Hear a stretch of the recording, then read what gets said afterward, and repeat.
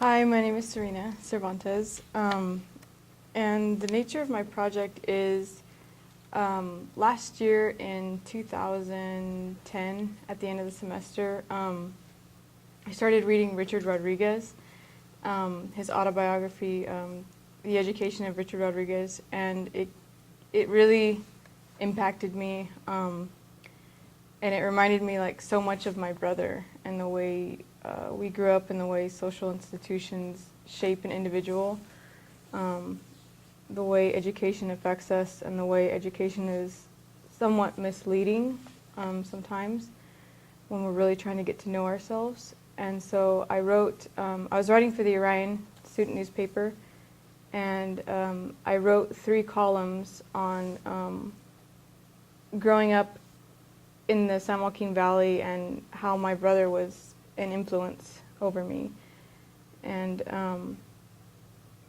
after that year, Rob was mentioned to our creative nonfiction class that there was an opportunity to apply for undergraduate research grants, and I came up with the idea to write short memoir-type essays about my family members and growing up in the central San Joaquin Valley in a very small town called Dinuba. And so the first essay I did was primarily on my father, who is a very, very interesting character. He's a barber, and he plays in a lot of oldies rock bands, and he's excellent at flamenco guitar. And he's very quirky, so he made for a really interesting character sketch, as does my brother.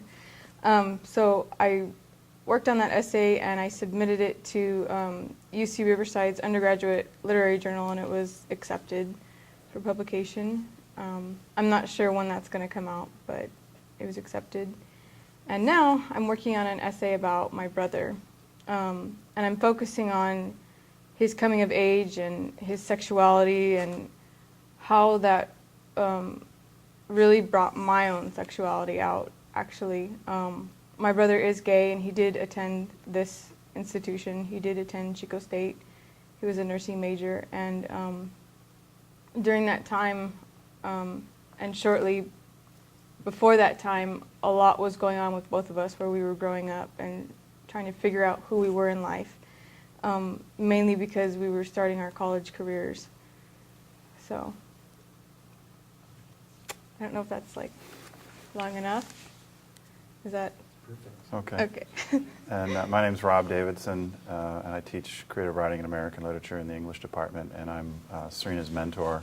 And I've had her in class before, and now working independently with her on this project, which, as she mentioned, is a memoir collection of essays about her family. And really my role in it is to read and review her work, give her constructive criticism.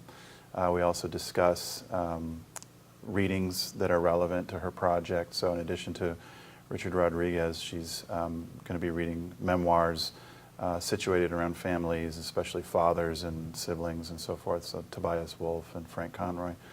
And we're going to just work collaboratively to help Serena develop and expand and complete these memoirs. She's got a beautiful narrative voice on the page, gifted with lyrical writing, and it's clear that she's invested in this material, so I'm excited to work with her. Thank you very much. Okay.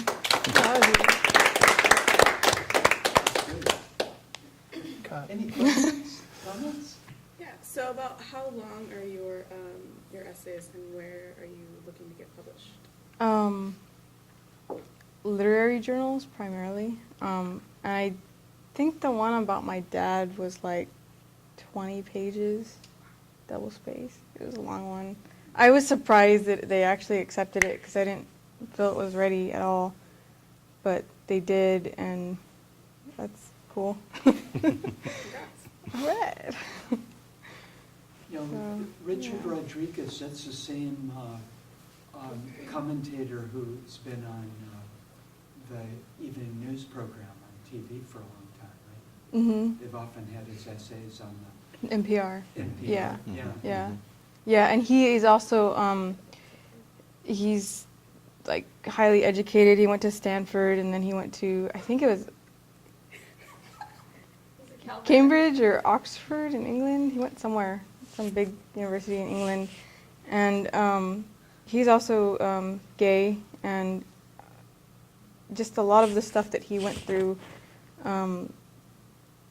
is very familiar to me. Not just to my brother, but also myself, because he goes through these transitions of like what he calls being a scholarship boy. And he's a scholarship boy because of, you know, he's Mexican, comes from a low-income family, and he's really smart. And so just, I don't know, the ingredients that make you a scholarship boy, like my brother and like myself, I think, it's just kind of confusing, because it's like, well, what makes me really that different from everybody else? And should I be given this opportunity over other students? Probably being very vague right now, but yeah. Sorry. Okay. I think it's the effort on your part too. That's one of the things that makes like students who go for this grant different than other students. It's not necessarily like we're stellar students or exceptional Right. or something. It's Yeah. just that we put out the effort and that we express the interest. Right. Yeah. I think it also gives you the opportunity that you might not have, that other students probably just have and are born into. Mhm. So kind of evens out the playing field a little bit. Yeah. Yeah. Yeah. That's true. Yeah. And he does go into like his own opinion of affirmative action and stuff like that. And I remember in high school I was selected along with this other girl, because we had Hispanic last names and because we were both from low-income families, to go visit the Ivy League schools on the East Coast. And it was like this big deal. And one of the girls that went with me, she got in, and I just remember being very, very jealous of her. She got into Princeton. And I didn't. And I just kind of felt like, I don't know, like there's more to it. I don't know. Like I said, like, well, these essays are still like a work in progress. I'm still trying to figure out like what it means to me and how all this affects me, and trying to figure out what I'm trying to say. That's hard. So, yeah. To me, what's so special about these opportunities for the Research and Creativity Awards is that it really indicates intrinsic motivation, inspiration. You know, it's so many students, I think, go through here, you know, looking for the grades, you know, looking for that diploma eventually, and Yeah. never really have a chance and take the time to focus in on Right. something that's inspired them. Yeah. I know like the higher cost of tuition makes everybody want to graduate faster, but I'm 25 and I've been going to school forever, since I was 18, really slowly, and I just feel like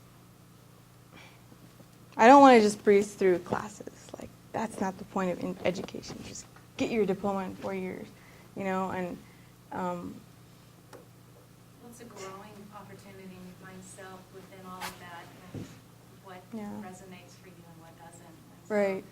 You're Yeah. re-identifying yourself as a human being on this planet, in a sense, rebuilding self, you know, based Yeah. on everything you're learning.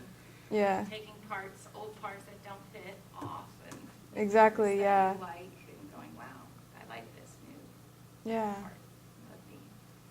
It's all part of this process. That's why higher education is so important. Yeah. Particularly those that are not as privileged economically to be able to go. yeah, I was an ELPS student, so Mhm. I could very much relate to some of the stuff you're sharing. yeah. Well, thank you very much. Okay, Appreciate it. thank you.